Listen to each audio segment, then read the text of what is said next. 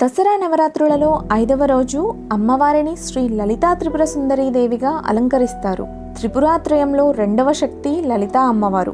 దేవి ఉపాసకులకు అమ్మ ముఖ్య దేవత. త్రిగుణాతీతమైన కామేశ్వర స్వరూపము. పంచదశాక్షరి మహామంత్ర అధిష్టాన దేవతగా లలితా త్రిపుర సుందరీ దేవిని ఆరాధిస్తారు. సకల లోకాతీతమైన కోమలత్వం కలిగిన మహామూర్తి ఈ అమ్మ.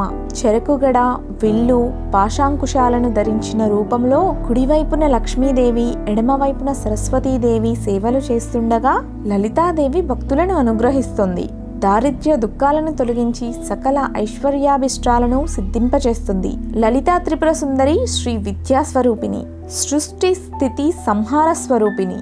కుంకుమతో నిత్య పూజలు చేసే సువాసినులకు తల్లి మాంగళ్య సౌభాగ్యాన్ని ప్రసాదిస్తుంది. నవరాత్రులలో 5వ రోజున శ్రీచక్రానికి కుంకుమార్చన చేయడం, అలాగే లలితా అష్టోత్తరం చదవాలి.